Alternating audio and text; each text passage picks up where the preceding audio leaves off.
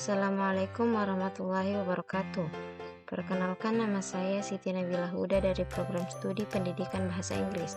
Pada video presentasi kali ini, saya akan menjelaskan tentang basic vocabulary. Yang pertama, tentang irregular verb.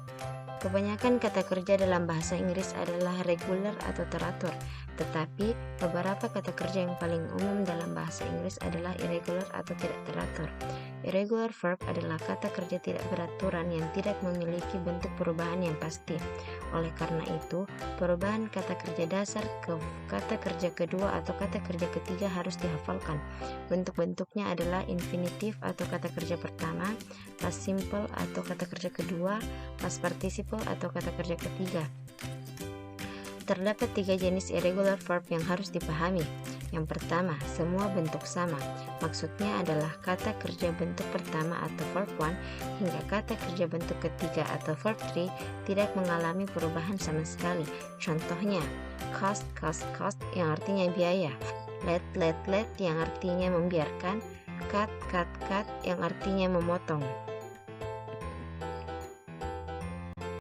Yang kedua adalah 2 bentuk yang berbeda.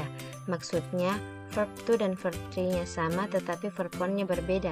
Atau bisa juga verb 1 dan verb 3-nya sama tetapi verb 2-nya berbeda.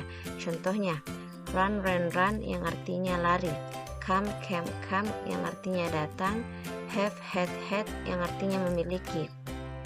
Yang ketiga adalah 3 bentuk yang berbeda. Maksudnya, kata kerja bentuk pertama hingga kata kerja bentuk ketiga bentuknya tidak sama. Contohnya, drink, drunk yang artinya minum, rise, risen yang artinya bangkit, go, went, gone yang artinya pergi. Selanjutnya, common uncountable words. Common uncountable words adalah kata-kata umum yang tidak dapat dihitung. Yang pertama, what is countable? Apa yang bisa dihitung? Contoh pertamanya, apples, apel. Selanjutnya, shoes, sepatu. Apel dan sepatu merupakan suatu kata benda yang bisa dihitung. Misalnya, 4 apple, 4 apel, 2 shoes, 2 sepatu.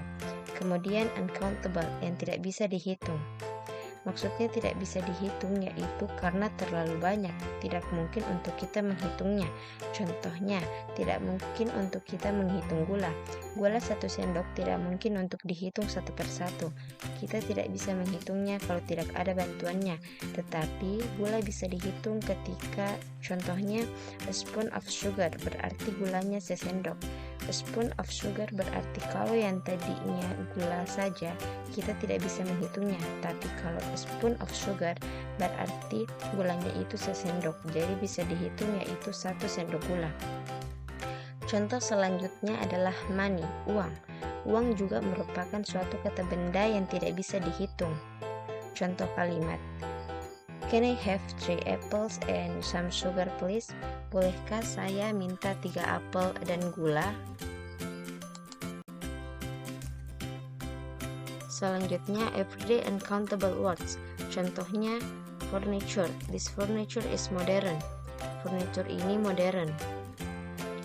Mengapa furniture itu termasuk uncountable? Karena tidak bisa dihitung, dan juga furniture itu merupakan kata umum. Maksudnya, furniture itu mencakup kursi, meja, lemari, dan lain-lain, jadi tidak bisa dihitung. Yang kedua, weather. It's terrible weather today. Cuaca buruk hari ini. Selanjutnya, yang termasuk uncountable words adalah food. Contohnya, rice, spaghetti, and milk. Di sini ada tambahan, when we want to say how much we want, we say 3 loaves of bread, 2 liters of milk, a kilo of apples.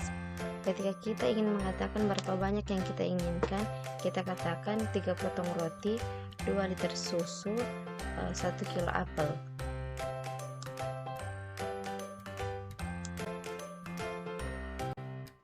Selanjutnya, common adjective good and bad things. Yang pertama, good adjective. Pada gambar pertama, memperlihatkan tentang restoran yang bagus, a good restaurant. Gambar kedua, a better restaurant. Maksudnya, restoran yang kedua lebih bagus dari restoran yang pertama. Dan gambar yang terakhir, the best restaurant. Maksudnya, restoran itu adalah restoran terbaik dibanding restoran pada gambar pertama dan kedua. Jadi, maksudnya di sini good, better, and the best menunjukkan tingkatan dari suatu kata sifat.